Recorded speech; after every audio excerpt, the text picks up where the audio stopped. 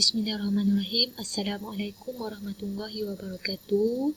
Nama saya Nurul Tawiyah binti Yusuf, 046405, pelajar Usuluddin dengan kaunseling USU SEM 6. Okey.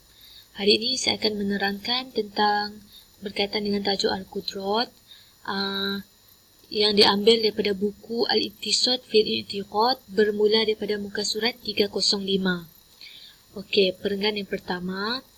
Al-Qudrah fi wudi'a lisan ibarah an-sifat allati biha yatahayya'un al-fi'lu lil fa'il wa biha yaqa'u lil fa'il. Kudrat secara definisinya ialah satu sifat yang dengan sifat itu Tuhan tu sebagai pembuat, pencipta, boleh mencipta melakukan sesuatu perbuatan, dan dengan sifat itu juga pencipta boleh mencipta apa sahaja yang hendak dicipta. Inilah yang dinamakan makna kudrat, iaitu sifat yang membolehkan seseorang dikatakan pencipta itu melakukan perbuatan. Itulah yang dipanggil kudrat. Kalau tidak ada kudrat, macam mana kita nak duduk? Contohlah kita sakit pinggang, macam mana kita nak duduk sebab kita tidak ada kudrat. Okey. Wa hadha al-wasfu ma dalla alaihi al-taqsim al-qati'. Inilah dia pembahagian dua ini, sama ada dia jadi sendiri dari penciptanya atau dijadikan sifat yang ada pada pencipta itu sendiri. Alladhi zakirnahu walisna nu'ni bil qudrah illa hadhihi as-sifah. Yang kami maksudkan dengan kudrat adalah sifat inilah. Maksudnya mencipta sesuatu yang ada pada pencipta itu. Wa qad asbitna ha. Sifat itulah yang kami maksudkan dan kami telah sabitkan dalam perbincangan kami lepas bahawa Allah Subhanahu Wa Taala itu berkuasa dan pencipta mestilah berkuasa. Ini antara perkara yang kami buktikan sahaja. Okey. Fa in qil fa hadza yanqalibu alaikum fil qudrah fa innaha qadimah falam lam yakun al maqdur qadiman. Kalau dikatakan lagi, jika ditanya, ada orang yang membantah lagi, hujah inilah merupakan hujah yang dikenakan ke atas kamu dalam masalah kenyataan kamu ini, menghentam kamu sendiri ataupun meruntuhkan pemikiran kamu sendiri dalam masalah kudrat. Kenapa? Sebab kudrat itu telah sedia. Ialah sedia. Kalau begitu, kenapa perkara yang ditakdirkan terjadi daripada kudrat? Itu juga tidak bersifat qadim. Kudrat yang qadim itu mencipta alam. Kenapa alam tidak jadi qadim? Okey. Kulna sayati jawabuhu fi ahkam al-iradat. Imam Ghazali menjawabnya begini. Kami akan jawab isu ini dalam hukum hakam yang berkaitan dengan sifat iradat. Ia sama sahaja. Wa idza asbisna al-qudrat fal nazkur ahkamuha. Dan bila kami sabit dan kami telah buktikan bahawa Allah Subhanahu Taala mempunyai sifat kudrat yang sempurna, dan insya-Allah kami akan sebut akan datang apakah hukum hakamnya yang berkaitan dengan sifat kudrat ini. Okey, perenggan kedua masih dalam buku 305, muka surat 305. Wa min hukmuha, antara hukum yang berhubung kait dengan sifat kudrat yang perlu kita yakini, apa dia? Okey, annaha muta'alliqah bi jami' al-makdurat. Bila sebut kudrat Allah Ta'ala, kudrat dia bertakluk dengan semua perkara yang ditakdirkan, yang boleh ditakdirkan oleh kudrat Allah Subhanahu Taala, boleh dilakukan oleh kudrat Allah Subhanahu Taala. Kudrat Allah Subhanahu Taala itu berurusan dengan dia. Dia boleh menciptakan atau meniadakan. Wa'ani bil makdurat al-mumqinat kullaha. Apakah maksud al-makdurat itu? Ialah yang dikuasai. Kudrat Allah Ta'ala bergantung, berhubungan pada semua perkara yang dikuasai. Apakah yang maksudnya dengan dikuasai di sini? Kata Imam Ghazali, yang dimaksudkan dengan al-makdurat ialah al-mumkinat, iaitu setiap perkara yang baharu. Mumkinat ialah setiap perkara yang baharu yang harus ada. Maksudnya, setiap perkara yang tidak harus ada dipanggil mustahil. Setiap perkara yang harus ada ialah al-mumkinat ataupun al-jaizat. Setiap perkara mesti ada ialah al-wajibat. Setiap perkara yang harus ada sahaja yang ditakluki oleh kudrat Allah Subhanahu Wa Taala. Okey. Wala yakhfa anna al-mumkinat la nihayah liha ila nihayah iza umum ta'alluq walil makdurat. Dan kita tidak ingkar lagi, tidak tersembunyi lagi bagi kita, atau dengan kata lain, tidak sukar untuk kita faham bahawa jelas bahawa setiap perkara mumkinat itu tidak ada kesudahannya. Seperti yang kita tahu, mumkinat sentiasa ada, tidak pernah habis. Begitu juga perkara yang berkuasa oleh Allah Subhanahu Wa Taala. Al-makdurat itu tidak ada kesudahannya. Wa nu'ni biqauluna la nihayah lil mumkinat. Imam Ghazali berkata, yang kami maksudkan bahawa tidak ada kesudahan bagi setiap perkara yang harusnya ada itu, tidak ada kesudahannya. Anna khaliqul al-hawadith ba'da al-hawadith la yantahi ila had yastahil fil akal hudus hadis ba'dahu. Maksudnya, ciptaan perkara yang baharu, setiap ciptaan selepas ciptaan ada yang baharu itu tidak ada kesudahannya sampai ke peringkat akal kata mustahil. Mustahil akan ada suatu perkara yang baru selepas ini. Akal tidak akan berkata begitu. Tidak ada had perkara baru berlaku sampai bila-bila. Ahli syurga akan berkekalan juga. Ahli neraka pun akan kekal sampai bila-bila. Okay. Fal imkan mustamir abadan. Kalau begitu, perkara yang harus tu berkekalan pada bila-bila. Wal qudrah wasi'ah li jami' zalika. Dan kudrat tu, kuasa Allah Ta'ala sangat mencakupi semua perkara itu. Sangat mampu menguasai itu semua perkara tanpa rasa lemah, rasa penat itu tidak ada. Itulah kesempurnaan sifat kudrat Allah SWT. Wa burhan hazihi. Maka ini yang kami buktikan. Al-da'wa wahya umum ta'aluk al-qudrah.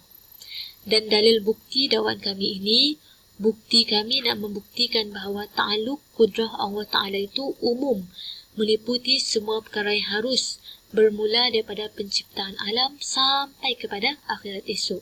Itulah yang dimaksudkan umum ta'aluk al-qudrat. Annahu qad zahir an sani' kullul alim wahid.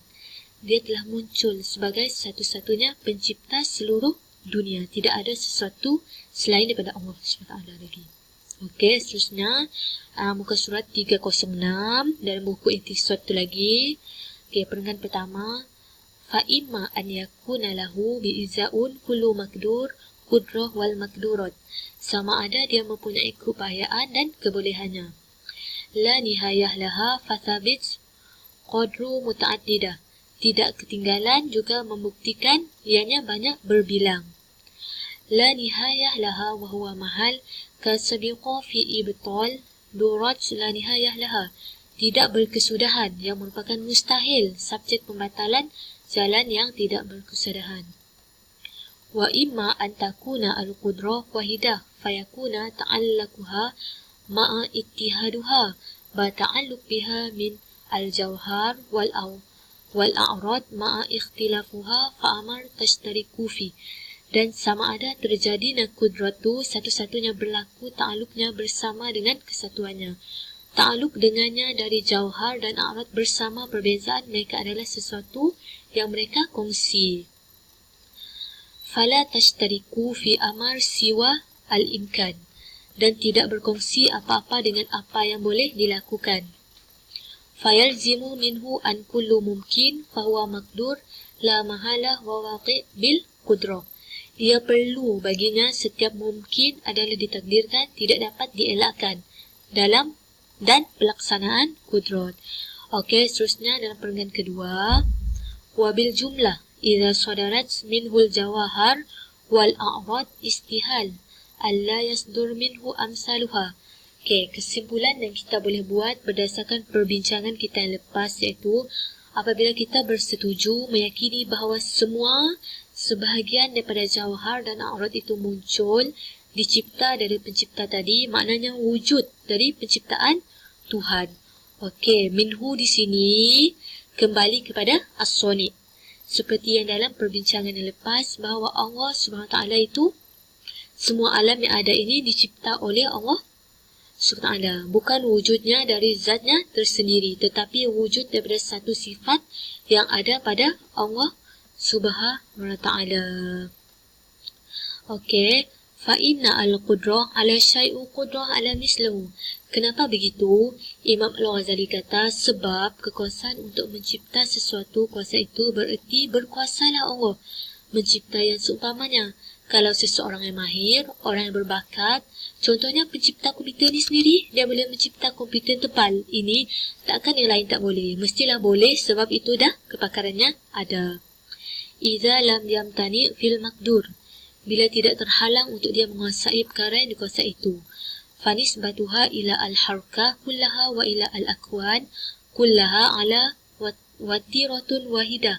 Maka nisbah kekuasaan kudrat itu terhadap semua pergerakan lain merupakan yang ditakdirkan itu, ataupun pergerakan benda yang harus itu, ataupun semua perkara yang lain berada pada aras yang sama. Sebab apa?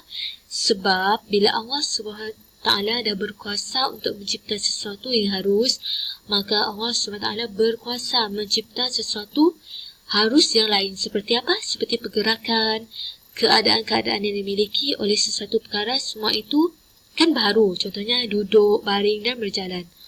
Fatuslihu li khalqi harakah ba'da harkah ala ad-dawam. Kalau begitu, kudrat itu layak untuk mencipta setiap harakah demi setiap harakah secara berterusan. Maksudnya sekarang ni bila Allah SWT sudah mencipta kita, Allah SWT juga mencipta harakah kita. Setiap harakah kita tu tidak terlepas daripada ta'aluk kudrat Allah SWT itu. Maksudnya jangan kita rasa Allah SWT tu cipta pergerakan kita sendirilah. Allah SWT tu cipta kita, pergerakan kita juga dita'aluk oleh kudrat Allah SWT. Kudrat Allah SWT bila dia boleh cipta, kita tak akan boleh cipta benda yang seumpama kita, mesti boleh seperti harakah, keadaan dan kedudukan kita dan seumpamanya. Wa kaza kaun ba'da kaun. Begitu juga sesuatu keadaan selepas keadaan lain. Wa jauhar ba'da jauhar. Satu jauhar, objek ataupun isim. Wa hakaza. Wa huwa alladhi ainuna biqauluna. Inilah yang kami maksudkan dengan kenyataan kami. Inna kudratuhu ta'ala muta'alliqah bikulli mumkin. Sesungguhnya kudrat Allah Ta'ala menakluki semua perkara yang harus ada. Menakluki itu maksudnya ta'aluk untuk mengadakan, mengadakan benda yang harus. Fa'inal imkan la yanhasir fi adad. Kerana setiap perkara harus itu tidak boleh dibilang jumlahnya, tidak boleh dihadkan jumlahnya atau nisbahnya. Wa munasabah zat al-qudrat la taqtas ba'dahu dun adad. Dan diri kudrat Allah Ta'ala itu sendiri, munasabahnya tidak hanya dikhususkan untuk jumlah tertentu saja. Tidak hanya dikhususkan boleh mencipta jumlah tertentu saja, bukan dengan jumlah yang lebih daripada itu.